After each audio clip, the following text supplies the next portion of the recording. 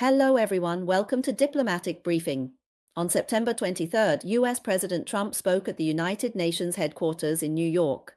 In his nearly hour-long address, he criticized the world and made bizarre remarks, causing a stir internationally.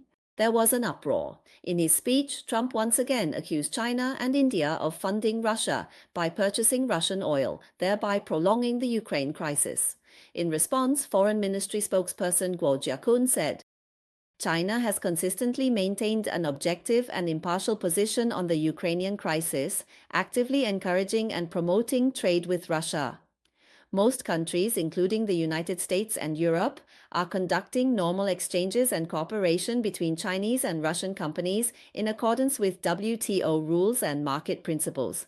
They are not targeted at any third party and should not be interfered with or influenced. China will take all necessary measures to firmly defend its legitimate rights and interests.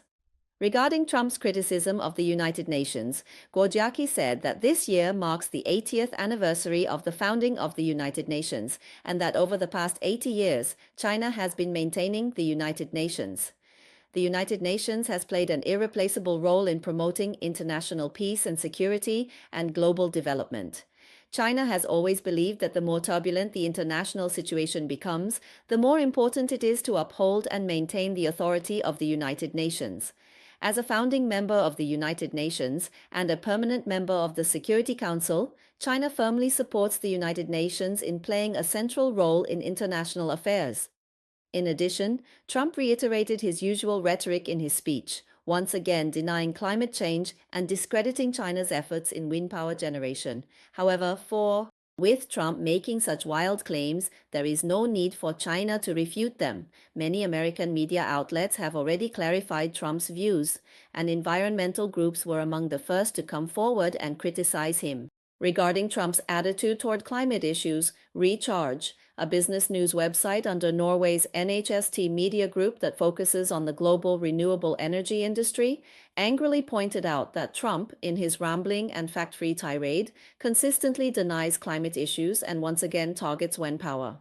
First, let's look at how Trump brought up climate issues in his speech. He said, "We are phasing out those so-called renewable energies that don't live up to their name. They're a joke, completely useless and costly. The costs are extremely high, and it's simply impossible to start up the power plants needed to build a great nation. The wind doesn't always blow like that either."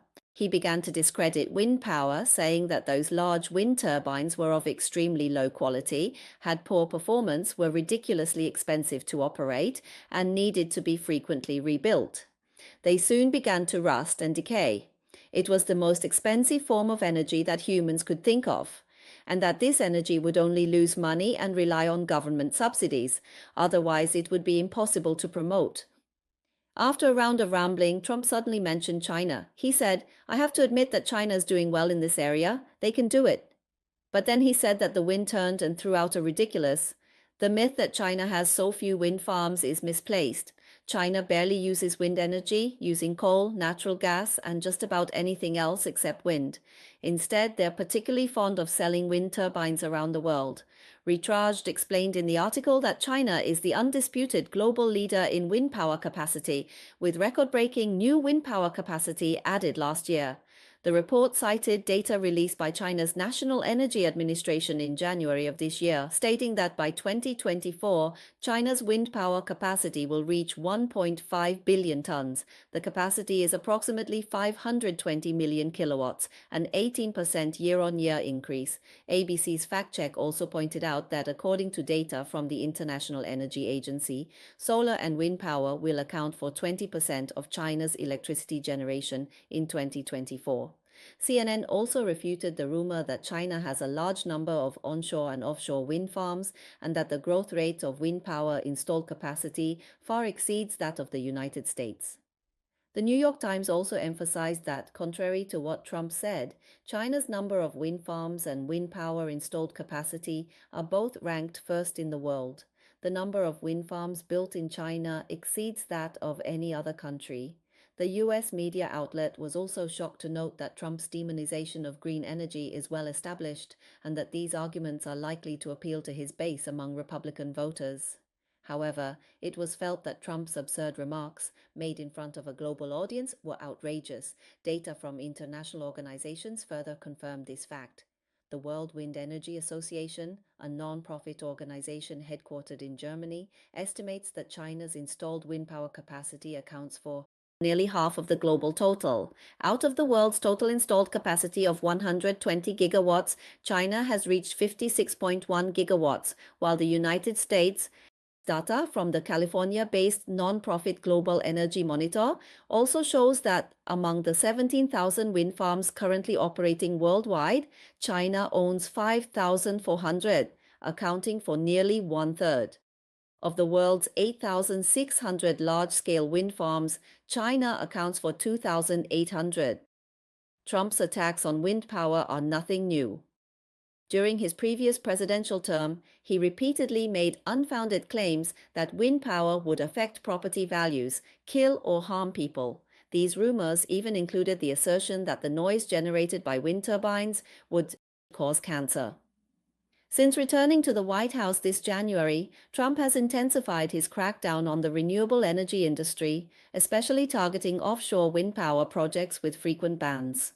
Not only has he suspended offshore wind project leases, but he has also halted already approved offshore wind projects in New York State.